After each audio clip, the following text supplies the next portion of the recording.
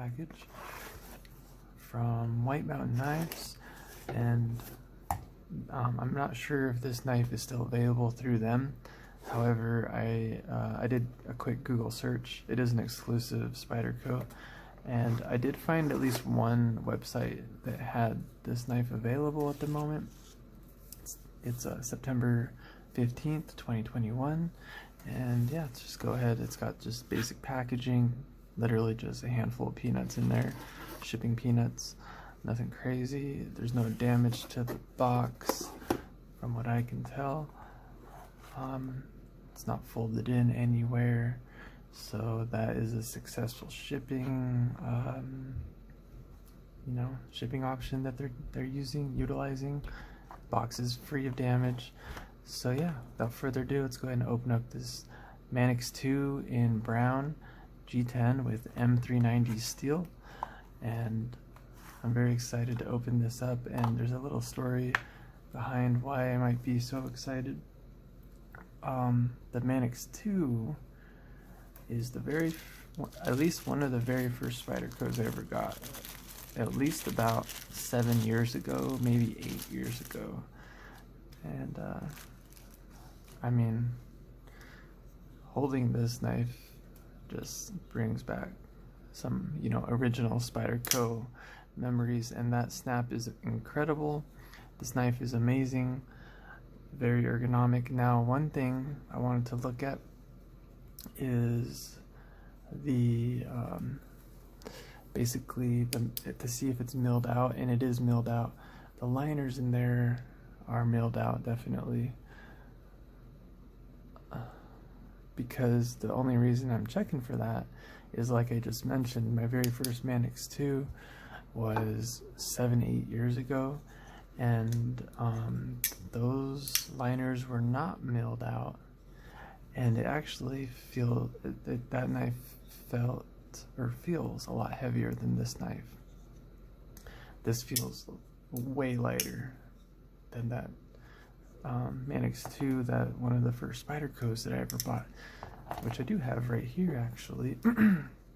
So if you want to see some wear and tear on a knife and see what about 6 or 7, 8 years kind of does in my use, that's what you get. You get the deals. Obviously this is a DLC S30V version. It does not have any milled out liners in there, and I'm not sure if only the exclusives have milled out liners, or if all the standards do as well. I don't know, but you can see how much more wear on the blade. Well, yeah, the DLC there is, but also how many times I've sharpened it. It really has shortened the blade, the depth and the length and everything. Obviously you can see probably the angle is way steeper, and this is honestly a knife. It's more of a garage knife, and I was kind of experimenting with hand sharpening on stones, freehand sharpening, and I got a little carried away, and I kind of wanted to test lower angles and see how they held up. But yeah, this knife is very tail heavy. It just feels like very, very heavy overall, even with all that material that's been removed from sharpening it again and again and again. But yeah, that's a little story there of one of my first Spydercos, and that's that one you just saw that I just put aside is that was my only Manix 2 until now. Now I have another Manix 2, and I'm just really happy right now. I mean, I gotta take a moment. It's fresh, new Manix 2. It's not S30V. It's better steel.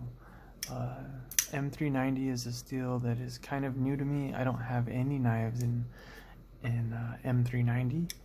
I do have a handful of knives in CPM 20CV, which is essentially the same thing.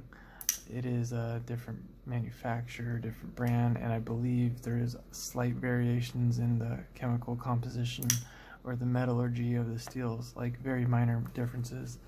But anyways, one of the reasons I really like this knife, not just because of the locking, it's got a unique ball bearing, almost axis style lock, which it's not really an axis style lock at all. It just has the same action where you pull back. But anyways, from the factory, this is one of the best, in my opinion, Spydercos and how they carry, because you can see it, Spyderco, most of their knives, other than like the Para 3 lightweight, they don't have like that clip that goes up and over. It just you know, like a regular clip, just like that. And you can see how high this clip is mounted on. It's literally as far as you can go. There's no room above it, like the Shaman. It still has more room. It could have been mounted kind of somewhere else. I mean, you know, arguably. Anyways, it carries very well out of the box. This one, like I said, it feels a lot lighter than my original one. It honestly feels way lighter. I'm not sure why. You know, sometimes I have a theory that different steels might actually carry less weight or more weight depending on the steel, but definitely those liners are making that difference right there.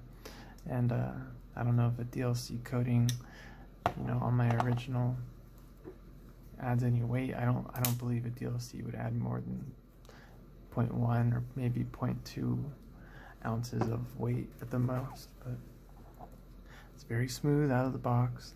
Looks like the centering is not centered very well, so we'll use it a little bit and see how if it centers by itself, or if I have to adjust it, we'll see. But anyways, very, very nice knife. Yeah, I'm excited to use the M390 steel. This color combination is awesome. I have a Para 3 in this similar color combo. It's a different steel, but it's what I've noticed with brown G10 is that it doesn't really show that it's dirty. So, I mean, it's even better than black in my opinion, because the black kind of gets charcoaly color, or a lighter, or you know, lighter than black, like a gray color to it when it starts getting dirty and used. And brown just doesn't really show much of any dirt at all. But yeah, man, this feels amazing. Yeah, it's actually very, very similar. If you were to take a cutout of both of these knives right here, it would be about the same two-dimensional space, almost exactly the same.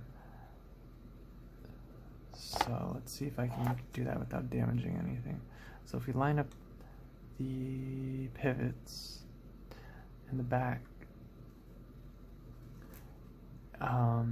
actually the blade does stick out slightly more on the Manix 2 than the Shaman at that highest point, but the Shaman sticks out more at that lower point down there.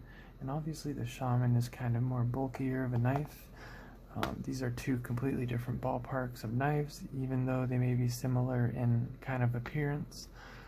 The blade stock alone is kind of the main thing, in my opinion, of what sets these two knives apart.